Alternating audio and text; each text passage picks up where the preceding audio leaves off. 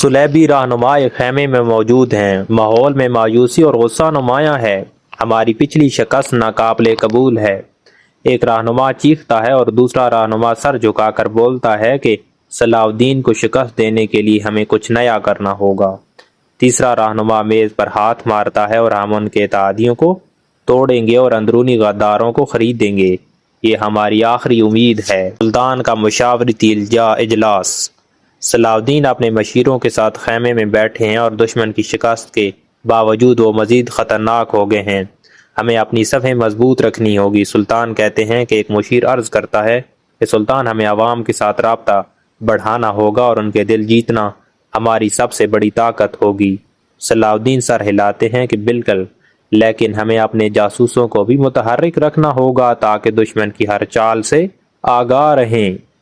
अवाम की हिमायत हासिल करना। सलाउद्दीन अवामी जलसे में पहुंचते हैं।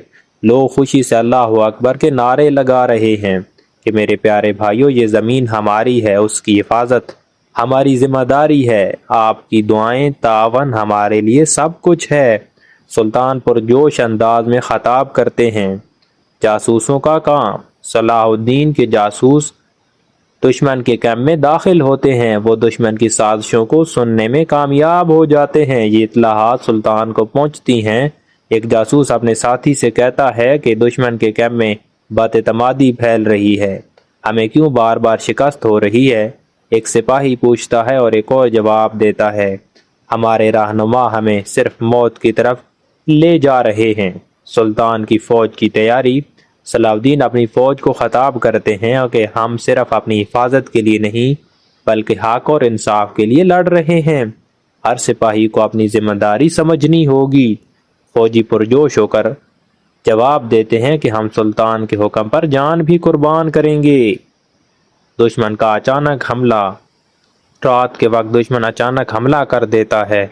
सुल्तान की फ़ौज तैयार थी। सफ़ें मजबूत रखो और दुश्मन हमें खौफज़दा नहीं कर सकता। सुल्तान बुलंद आवाज़ में कहते हैं कि मंजर एक नौजवान की कुर्बानी। एक नौजवान सिपाही दुश्मन के यलगार को रोकने के लिए अपनी जान दे देता है। ये कुर्बानी कभी रायगा नहीं जाएगी। सुल्तान और उसकी लाश के करीब दुआ करते हैं। मुसलमानों की जवाबी कार्रवाई। सलाउद्दीन अयूबी की फ़ौज पहाड़ी रास्तों से जवाबी हमला करती है।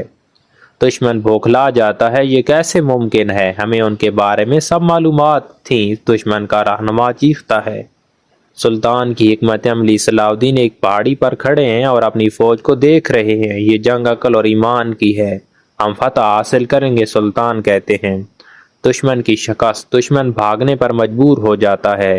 मुसलमानों के नारे गूंजते हैं, अल्लाह अकबर, हमारी फतह हुई। सिपाही खुशी से नारे लगाते हैं। फतह के बाद की दुआ। सुल्तान और उनके सिपाही मैदान में अल्लाह का शुक्र अदा करते हैं। ये फतह हमारी मेहनत और अल्लाह की मदद का नतीजा है। सुल्तान कर दुआ करते हैं।